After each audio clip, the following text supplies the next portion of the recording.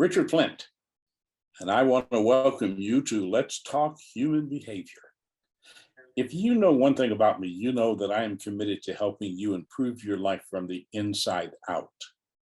Not the outside in, but the inside out. And I'm here to help you control those aspects of confusion in your life that offer you insights and processes that will strengthen your foundation of belief, trust, and faith in yourself. I want you, and I mean this, I want you to be better prepared, have the knowledge necessary to improve whom you are, and be stronger in the presence you have that allows you to create that presence that has a positive presence when you're not present. To achieve this, there must be a balance between what you say and what you do. The real definition of whom you are is not in the words you speak, but the behavior that demonstrates your real agenda. Those three words: behavior never lies. Now, you know that we're in the midst of a discussion on the hurrying of children. In our last time together, we focused on the role of grandparents in the lives of children today. In our time together in this podcast, I want to focus on children and education. What is the purpose of sending a child to school? Is it to educate a child or indoctrinate a child?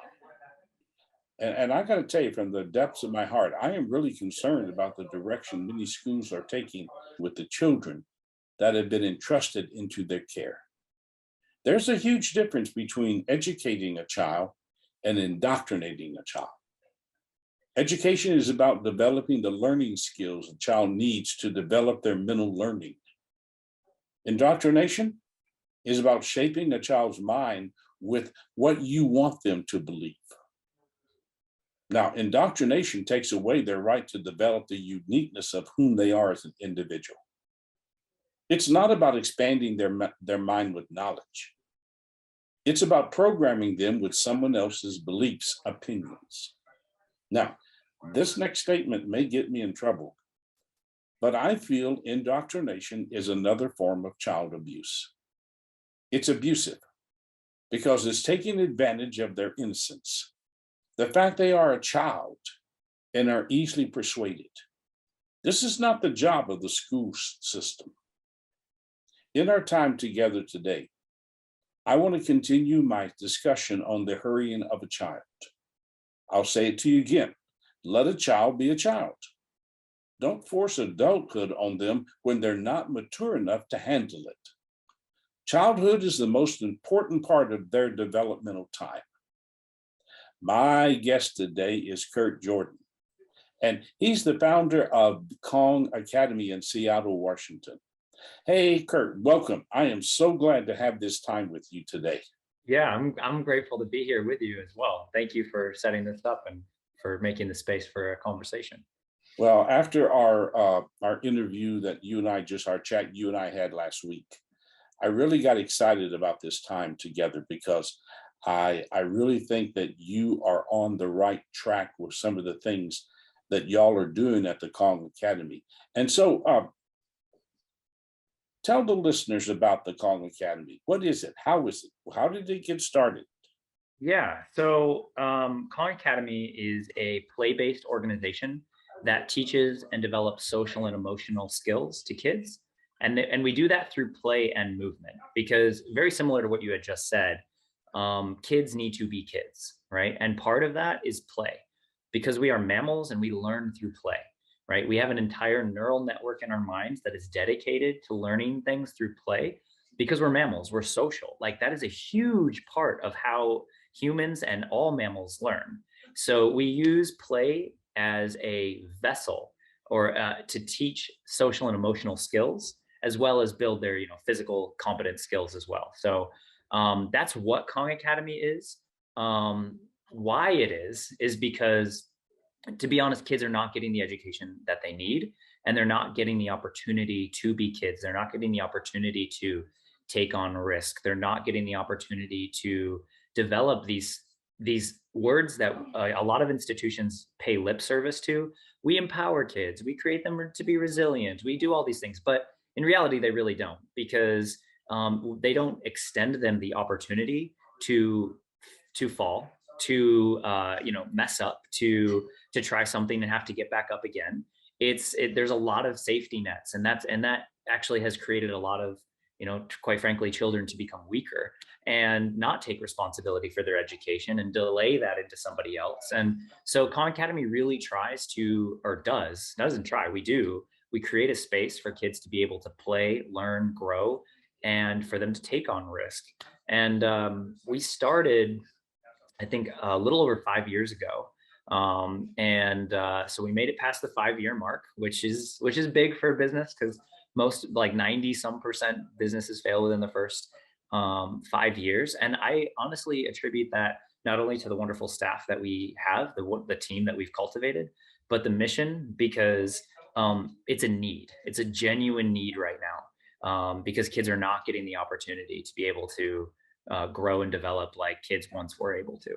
So that's my broad stroke painted picture.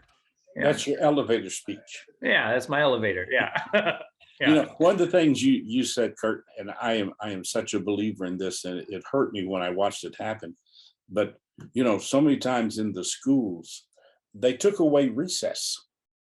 They took away playtime for the kids, and they just keep them sort of locked away from having any kind of playtime. And I mean, would you agree that that's dangerous?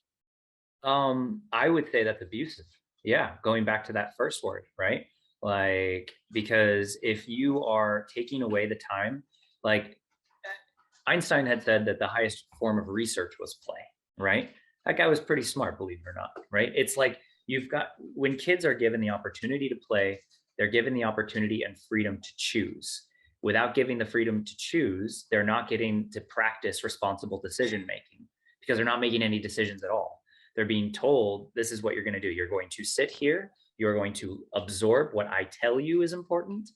And that's it, right? Don't talk back. Don't like any amount of critical thinking is actually seen as disrespectful. Don't challenge this, right? And to have to sit in a classroom without the opportunity to go out and play is essentially trying to take children and make them not children, right? It's like, no, look, what you are is wrong and bad, and we need to create you to become an adult, so that way you can serve your true function, right? As opposed to, play, learn, socialize, develop these skills, learn to make responsible decisions in the face of risk. Because if a kid doesn't get the opportunity to say no ahead of time, right, with a decision that's, if I'm a child and I'm on top of the swing set and I'm thinking, should I jump off of this swing set, right? I get to choose yay or nay, right? If I choose yay, I deal with the natural consequences, whether they are positive or negative. And if I choose to say no, then that's actually me practicing saying no.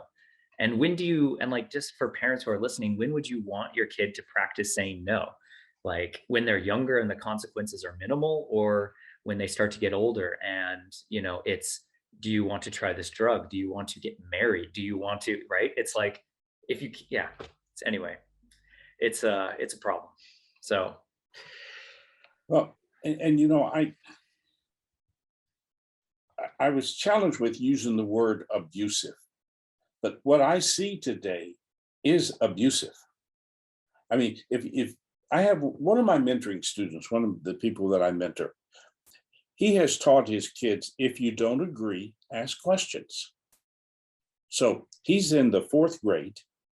And so the teacher said something and he raised his hand and the teacher called on him. So he asked a question. And she looked at him and said, you do not have the right to ask me questions. So he did the natural thing. Why? Because I'm the teacher. Do it again and you will go to the principal's office. So he raised his hand again and she took him to the principal's office. Well, he was been in the principal's office a couple of times and they called his father to come in and talk. And the teacher and the principal was there. And the father asked the teacher, why can't my child ask questions? He's wanting to learn. And she said, because this is my classroom. And he looked at the principal and said, do you agree with that? And he said, it is her classroom. And me tell you something, Kurt. One of the things that concerns me today is I think we're taking bright minds and we're dumbing them down because we're not allowing kids to think. We're indoctrinating young minds with opinions, with thoughts that they don't get the challenge. And so that really concerns me today, that what we're doing is we're taking those children that really are intelligent and who want to grow. And it's not everywhere, it's not in every school, but it's growing across this country today, where what we're doing is we're trying to make a society of clones and not allowing children to the right to think. Absolutely. I see that in a lot of schools where, I have the opportunity to help raise two boys, and I see the same. Regardless, it's because we live in Seattle, and there's a lot of politics within schools, right? You Even think though, so in Seattle? oh yeah, believe it or not, yeah, and it doesn't make a difference whether people agree, disagree. If you choose to question, then you are a target. You are painted as someone who is unfavorable or whatnot. And so, not only is asking questions, it's not encouraged, but it's actively discouraged, right? And so, yeah, I completely agree. Kids are not given the opportunity, and I think without the opportunity to prepare them for the world, we are just protecting them with a make believe reality that doesn't truly exist, but helps parents feel like our kids are safer. But they're not safer because they're not being prepared. And everything that we try to protect them from, we are not giving them the opportunity to be prepared when they actually are going to be in,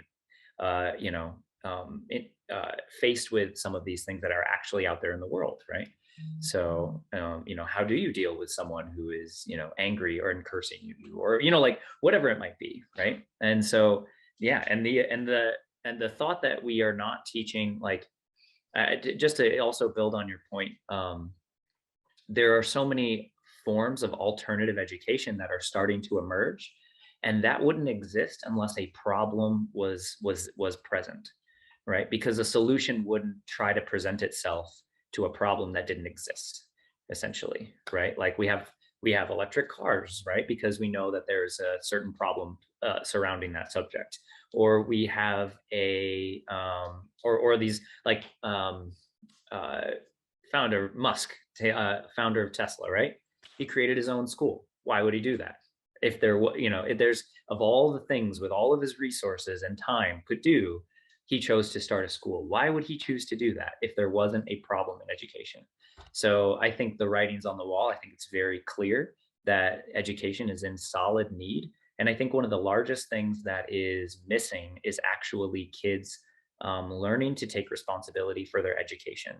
And I think even parents do this to a degree as well, because parents have a lot of faith in the education system, where they put their kid into a position where they're going to be educated by more or less the state of the whatever the national accreditation is or whatnot, because we have these set standards. Well, even though that public education is always going to be a need, we're not giving kids the opportunity to be educated, because really education starts with the learner trying to learn something, right? If you sit there passively just saying, okay, just tell me what I need to know, then you will not, and not taking the responsibility for your learning, you're going to assume that the person talking to you is going to tell you everything you need to know for your life to be prepared, which is not obviously true, right? Especially when, I mean, just consider like when you have people going away to college, how many people who went through college are working within the degree that they actually have,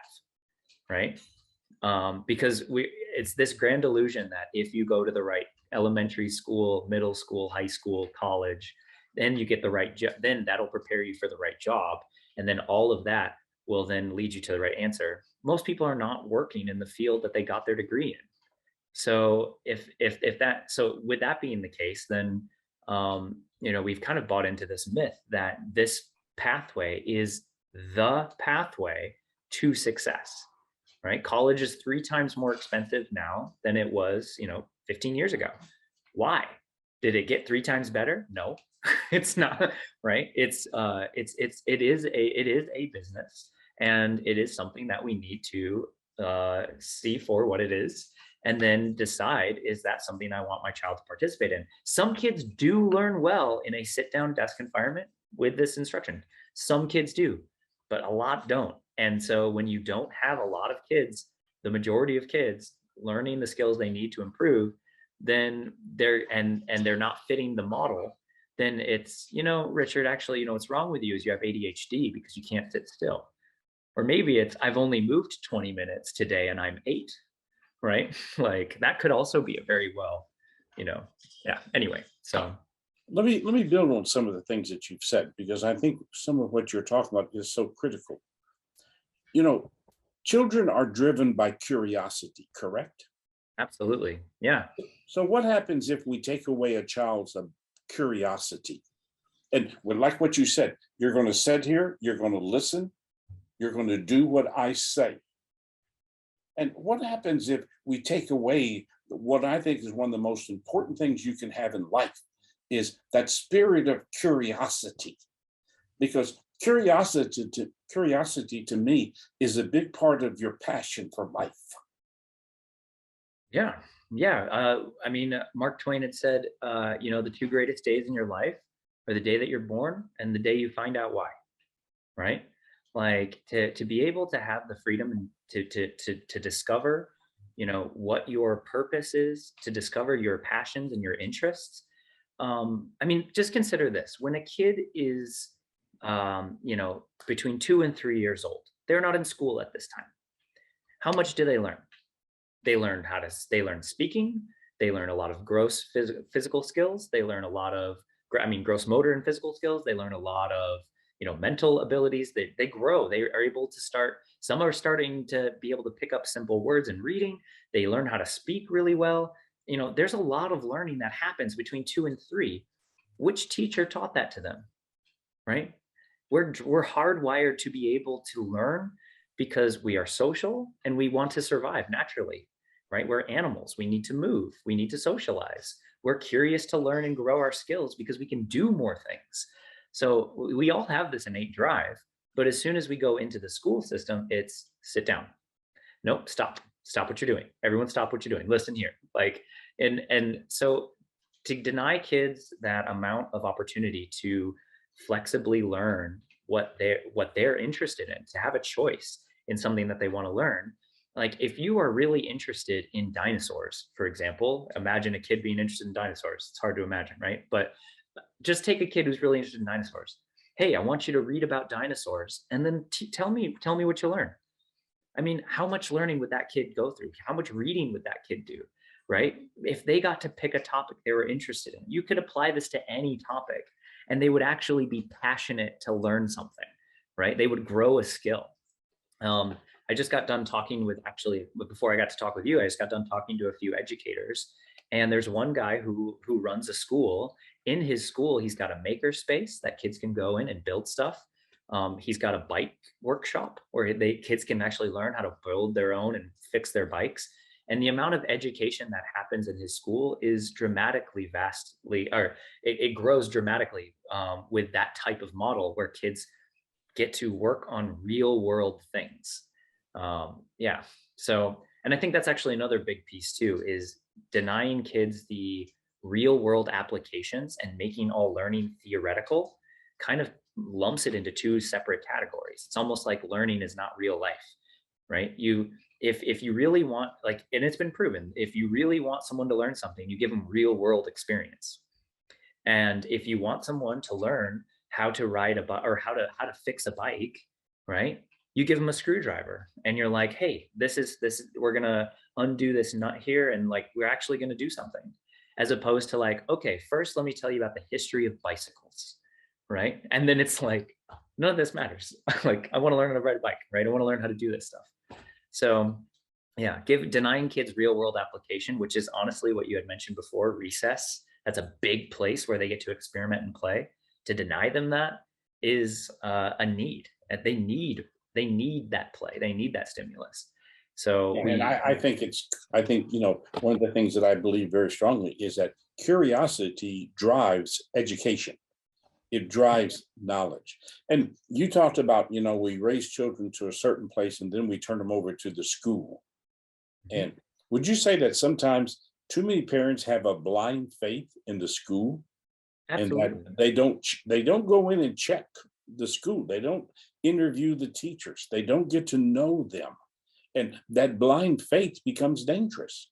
Mhm. Unless their kid was disliked something, then they'll go in and say, "How come my student got a C plus?"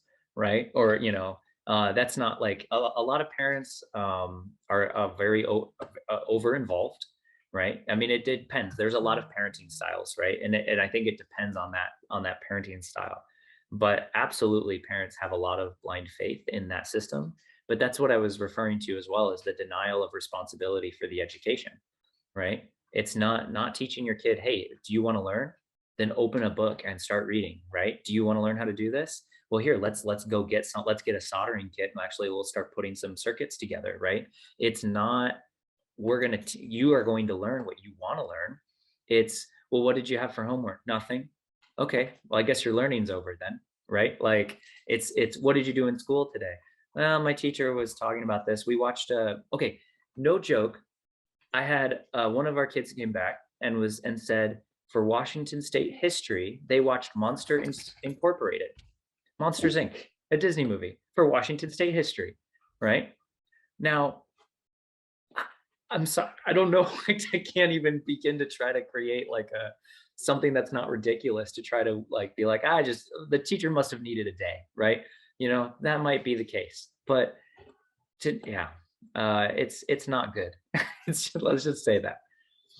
Well, one of the things we're finding interesting today, Kurt, at least I find it interesting, is that children that are being homeschooled they have this alternative education where it's like a community of homeschooling.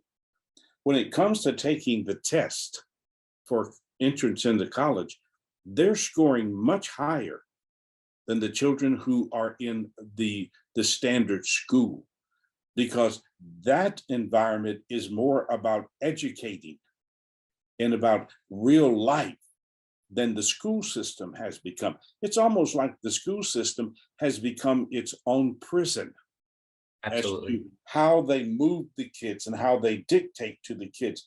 And they take away that spirit of wanting to learn, wanting to ask questions, wanting to explore, wanting to have adventure in their life.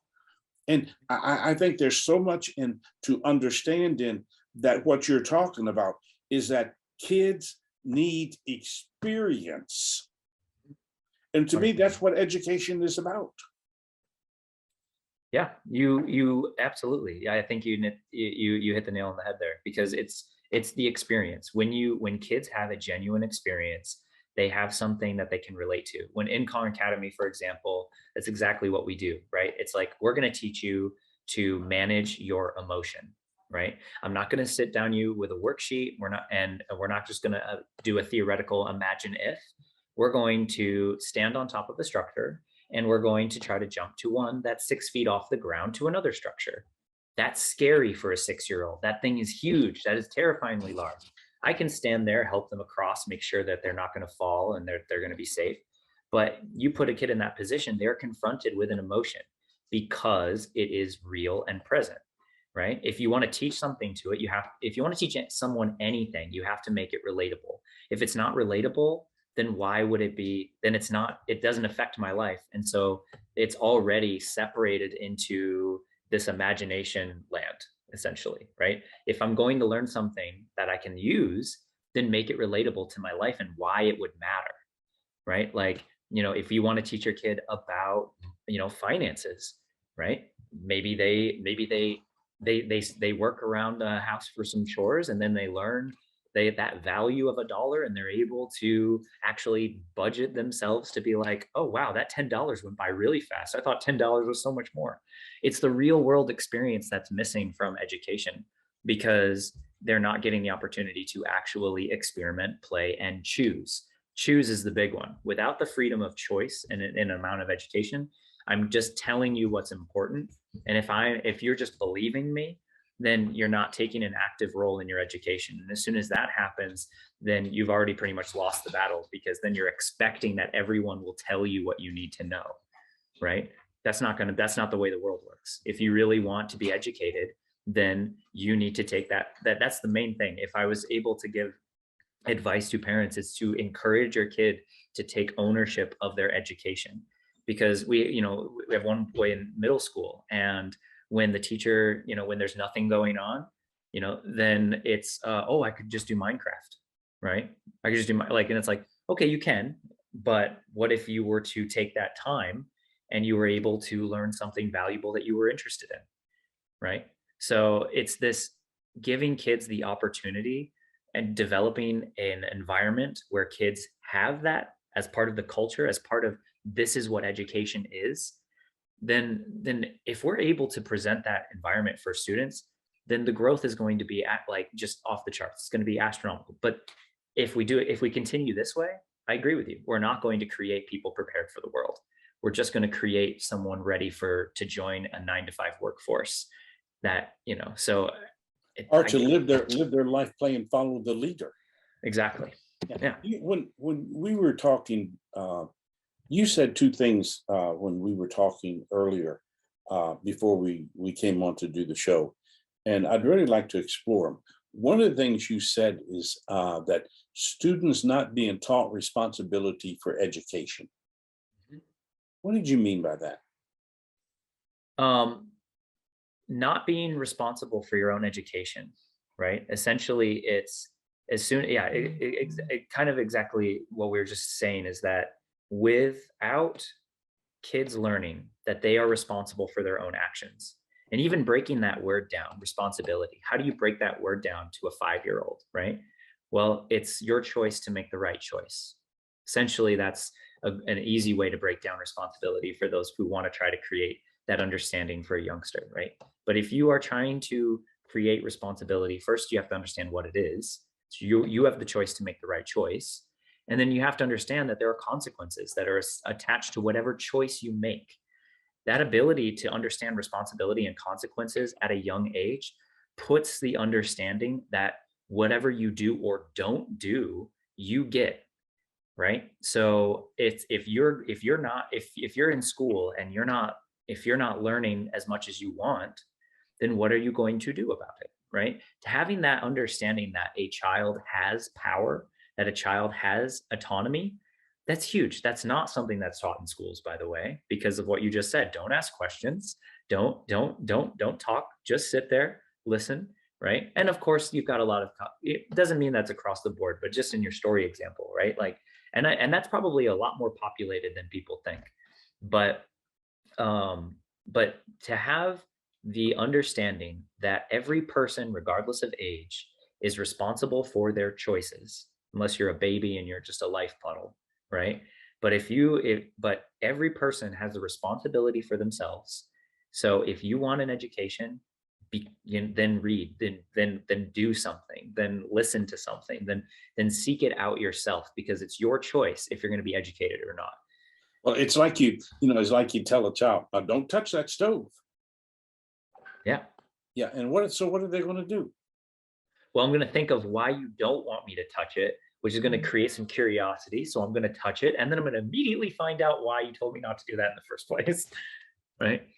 Yeah, because that goes with, and in my world and in my teachings, choice is big, because I believe that we are exactly in our life where we choose to be. And there's no one to excuse, no one to blame, no justifications. The choices you make create where you are in your life. You made another statement, which after I thought about it, it was I really put some thought into this, but I'd like you to go deeper with it, where you talked about feelings being more important than accomplishment. Yeah. Participation trophies, right? It's Oh, something now you're preaching to the choir, because yeah. that just drives me crazy. Yeah.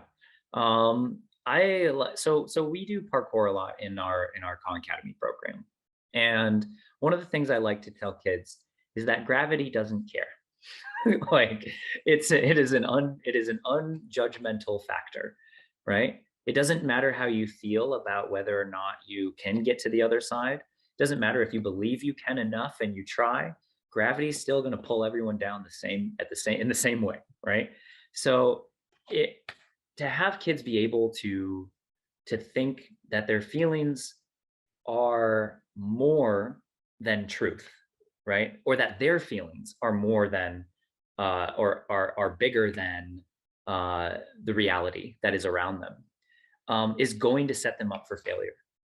Because what if two people feel differently, right? Because then already one person presupposes that their feelings are more important than theirs. So I don't want you to upset me, but I don't want, but this person can't upset me either. People believe, I think, and this is becoming increasingly true. I think people have this tendency to start recently to start believing that they have the right not to be upset, right? But we are filled with these emotions, and they exist, and we have to honor those. People get angry, people upset, people get frustrated, people, these feelings exist. Now, people do have a right to be treated respectfully, absolutely. But as soon as kids believe that they, how do I say this? When you accomplishment comes from difficult tasks, right? If you are going to try and put in a lot of time and a lot of effort into earning a skill, and someone who just shows up on game day just plays and kind of tries, should they be rewarded the same? And I would say no. I would say probably not, right? We have a test that puts people into level 2. Now, if I hurt some child's feelings about not passing them into the second level, but I allowed them into that level because I didn't want to hurt their feelings, I'm actively putting them in a role that is dangerous for them to participate in. So, and Curt, at that point, aren't you also teaching them that there is no failure in life, and that and the result, and we're seeing this result in so many young adults today, the fact that they feel they deserve, and they don't have to work for it. They deserve this. They deserve to have whatever they want. I was on an airplane and had a young kid next to me, and he got to question me about what I was doing. And I asked him, I said, you have a job? He says, nope. He says, I don't. He says, I'm looking for one. I said, well, have you found one? Because there's plenty of them out there today. He says, no, because they don't give me what I want. Yeah. And I think if we take away failure, and I'm notorious, and I'm known around the world for defining words. And my definition of failure is fertilizer. Oh, go on. Go build on that. Because the purpose of fertilizer is growth. Yeah. And every time you fail, it's an opportunity to get up stronger. But if I never let you fail, you never have the opportunity to get up stronger. And so what happens then? We spoil you, because you never have to be responsible for what you do. We teach you, you're always going to win. It's everybody gets a trophy, which is so psychologically damaging to the human psyche. Especially for the people that put in the effort, right? And it has nothing to do with people's emotions. It has to deal with people's accomplishment. You said failure. The way that I term failure is not falling down, it's staying down, right? You're allowed to fall. Defeat. To me, that's defeat. I think all emotions travel in threes. We have success, we have failure, and then we have defeat. And defeat is when I give up. I expect everybody else to take care of me because I can't do that. And I'm fearful that we're teaching children that today. And when everybody has to win, we don't teach them how to get up in life. I couldn't second that more. My definition is, although my definition is slightly altered, I would say I guess you said victory, or you said success. Success, to Yeah. failure, and defeat. Yeah, I go success, learning, and then failure.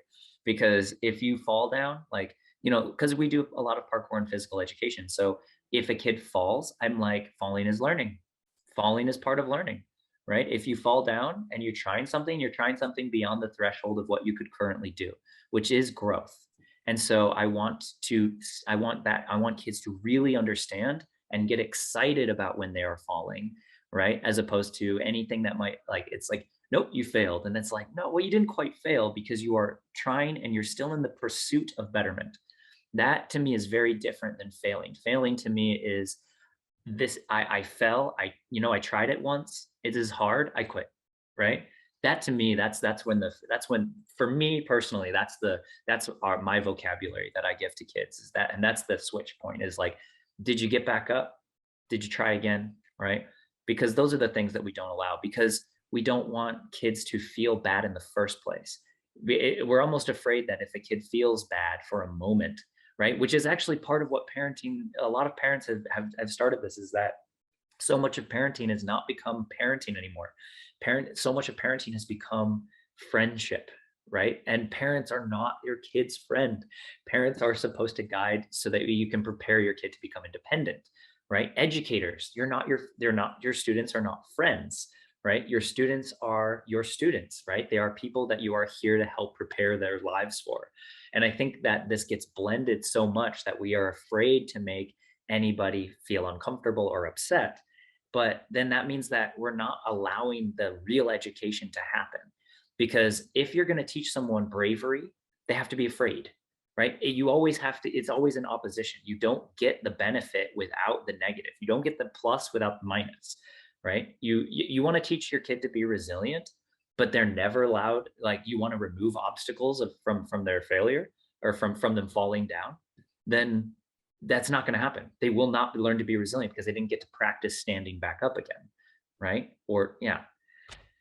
When I was doing private counseling, I used to work on the staff of a large church, and when I was doing counseling with families, I used to sit there and watch how some parents would violently work to protect their children from life's experiences. And they didn't want them to do that because, oh, they might get hurt, Right. or, and they protected their child. And as they were protecting their child, what you were talking about earlier, they were denying that child life and learning to live in the real world. Mhm. I mean, you look at so much of what's happening today, and this whole thing that came out this morning with, you know, who's the gentleman with Tesla? Elon Musk. Musk. And with Twitter, where, one day a week, all the employees get a day off for a stress day, Hmm. where they can't just handle life. And if you don't learn how to fail, and my fourth most beautiful word in language for me is resilience. And failure, if it's handled correctly, creates resilience, and it creates an attitude that says, I can do this. But if you take that away from a child, they don't know how to deal with life. 100%. You take away the opportunity for growth. That's the thing. You want, if you're going to teach your kid to be anything, and I know that we're talking kind of almost on the opposite side of the spectrum, because we see the problem, so we're like, here, come over here, which I agree with. I mean, I live in this camp. But for parents who are listening, like, if you have a kid that wants to explore tree climbing, for example, you can enter into negotiation, because so many parents, like what you were saying when you were talking about a kid who, or you were watching families at church, right? And it was these families that would actively keep kids from exposing themselves to an amount of risk. Kids need risk. They need to explore that. If they don't, then they're not going to learn responsible decision making. But as a parent, we have to, you know what? I fully understand why it is difficult emotionally to watch your kids start to climb a tree, because in your mind, what if they fall and get hurt, right? Or God forbid they die. that would mark you forever, and you'd be all to pieces for, and I don't want that to happen to people. However, the other side of it is they're not going to experience life like you had said. So what risk threshold are you willing to tolerate, because the kid needs it? So where can you meet in a middle, and where can you develop trust over time? So, one exercise that I give to parents who have adventurous kids is that they want to climb trees.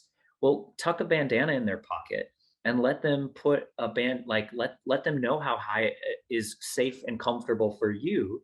Let them demonstrate competency in that area where you can start to feel better about their skills, and then see if you can raise that bandana up a few feet, and then a few feet more as they grow their competence and demonstrate to you. Because it isn't your fears become your kids' limitations, and then those limitations become your kids' fears, right? If you are going to let if you're going to make if you're going to live out of that fear, then that's going to bleed over. And you don't want that for your kid, because you want them to be independent, resilient, persistent, brave, courageous, kind, loving, but you don't get that without the opposite. So where can you meet with your kid in the middle, so then you can develop that over time? Because swinging the scale the other way and say, no, you're not allowed to go up there, that's not going to help them, because that's not giving them the opportunity to grow and learn. So I hope that's helpful. Yeah, but and there's another part to that too. Also, if I don't allow a child to take a risk, not a risk that is going to harm them, but a risk that is going to allow them to grow, what am I teaching that child? I don't believe in you. Exactly. I don't trust you. So we put all of these negative learnings into their life. And I believe that what I am today is because of what I've chosen to do with yesterday. And when I work in the counseling world, one of the things I always had to do was take people who had self limitations and take them back to what created that. And then we had to rewrite the script. And if you protect a child from life, they don't know how to live. To build off of that, even, and another is kids start to develop limited beliefs when they're between 3 and 4. It doesn't seem like and that's something that is not really well known for a lot of parents or people with kids, is because, yeah, but that's going to happen later. No, it's not. It happens 3 years ago, right? So it happens a lot earlier than you think.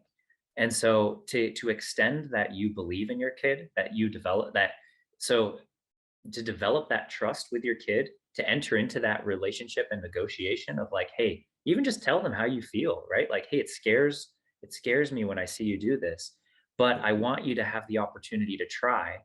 Can we do something in between those two? And I can watch and because in that way you get what you need.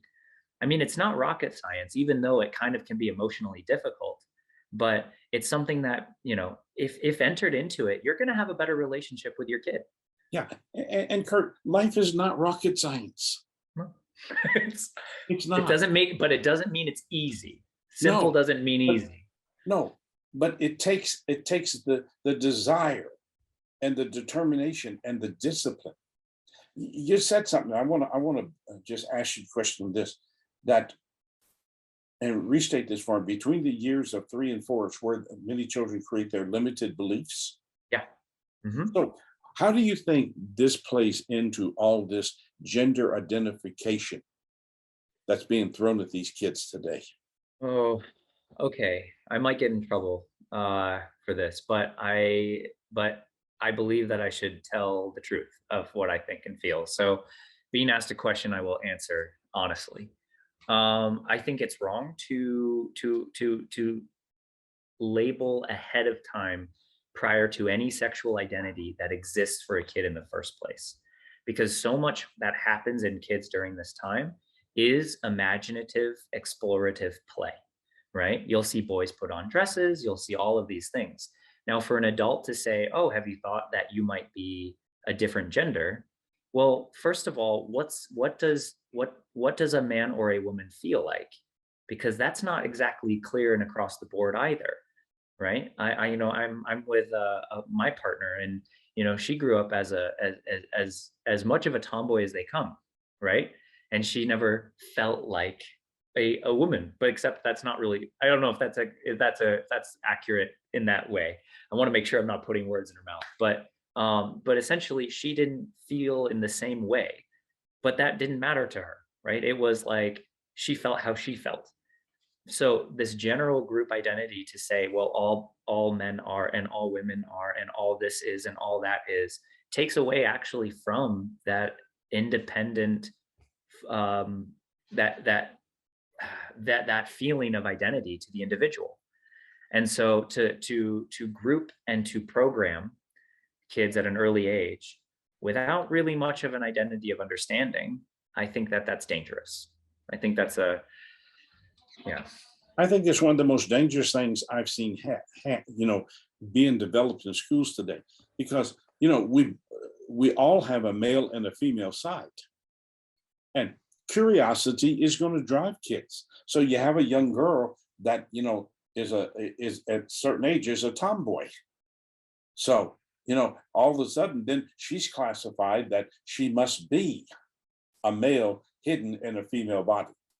But it's just a part of the life experience. Yeah, and we all have these things in us, right? I am a man. I'm a very feminine man. I have a lot of feminine quality, right? But even that, even that in itself, like what is feminine, what is man? Like all of these are labeled on a very weak foundation of identity of what a whole group feels. Yeah, we have a few more minutes here, but I could go on with for hours with you. Yeah. Because I hadn't even gotten to the questions I was going to ask you. But one of the things that also concerns me today are the tags that we're putting on kids, like the concept of being ADHD. So if you're this way, we're going to put a tag on you. So with that tag, we're going to give you medication, or we're going to help you through this. When I think so much of this is just an experience of growing. But once you teach a child that they have a problem, they have a problem. Mhm. Yeah, and then going back to our earlier point, then the responsibility is not on them to make things better because this is just the way that I am, right? And so I'm like if you have someone who is anxious, well, it's not my fault that I behave or do these things. It's because I am anxious, right? Once I have labeled myself as my behavior, and once a teacher has labeled a student as a behavior or a parent, then that stops all development. And that just because that satisfies the answer, because all brains, all people are looking for an answer. Like if it's at nighttime and you are looking into the dark and you see a weird shape, you're going to stare at that shape until your brain goes, oh, that's a coat rack, right? Like you're like, what is that? You're questing for this answer. And I think what's dangerous is that we are trying to give a simple answer to something that takes years to develop, as opposed to, well, I'm going to label this kid under ADHD because it actually in the back of my mind gives me a simple answer and framework. So now I can move ahead and I can put that to the side. When in reality, kids need to move. The education system we have is not designed for kids to be able to move and explore and play and create. It is designed for a 9 to 5 cheap workforce, right? If you want to, so my big takeaway for this would be don't label an individual as their set of behaviors, right? If I say to kids, I teach this to kids, as soon as a kid starts to not play by the rules in a game, when a whole group of kids are playing, kids will go, cheater, he's a cheater. Well, is he a cheater? Did you ask him if he understood the rule? Instead of labeling somebody what they are, right? Then, which would encourage them to be that more anyway, because you just told me who I am. And if you're my parent or teacher that tells me that that's who I am, well, I might as well lean into that because that's who I am, right? As opposed to, like you are not a liar, but we need to work on we need to work on you telling the truth when you're scared, right? Well, That's I think different. children are taught whom they are. And then, and too many times the labels limit a child, and they hurt a child psychologically. Uh, if you were to, two more questions. If Yeah, yeah. if you were to give parents just a little bit of a little tips of advice to how to be a parent today? Because, I've said this for years, Curt. Good parents are not born, they're raised by their kids. Yeah. And if you were to just offer parents just a few tips on parenting, what would you tell them? I would say a primary would be rules, consequences, and routines as a primary. If you do not have household rules, consequences that you follow up with and remain consistent on, and you don't have routines, you are fighting so many battles you do not need to be fighting. If you had rules, consequences, and routines that were labeled, present, visual, and understood by your kid and agreed upon, then you are fighting so many battles, countless battles every day. And I'm willing to bet that that's stressing you out like crazy, right? So that's number one. Create rules, consequences, and routines. That is going to save you so much time and effort. I would say, let's see. The other thing I would say is preparation and protection. Everything, and I say this often in a lot of places, everything that you protect them from, you do not prepare them for.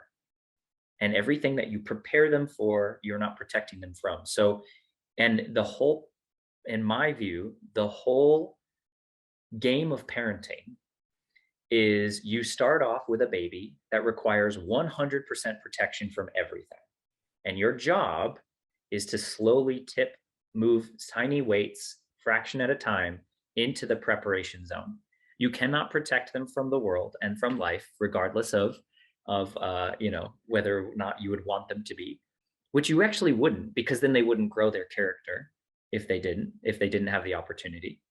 And so I would say give them choices that they can manage and be there to help guide them to make better choices while they are younger and the consequences are smaller. So rules, routines, and consequences, number one. And number two, prepare them. Don't just protect them. That would be I think those would be two takeaways for parents who are listening. Yeah, I think kids need to know the rules.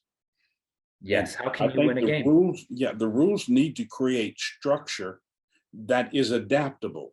As things change, the rules can be adapted and adjusted to. Because nothing is set in stone. It's always evolving. And as the child evolves, then you, as parents, we evolve with them. And I love what you said. I think we've got to prepare them and not protect them. Curt, if people would like to know more about what you're doing, because I know there's an alternative program that you're not ready to talk about yet that y'all are working on. But Right, yeah. if people would like to know more about what y'all do with the Kong Academy, and they'd like more information, how can they get that from you?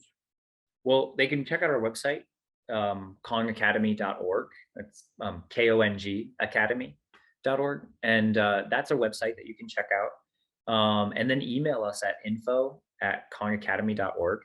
And if you are trying to come up with, well, how do I create rules and consequences and things, and you want best practices, we just launched our Thriving Kids Parenting course. And that takes you through that process.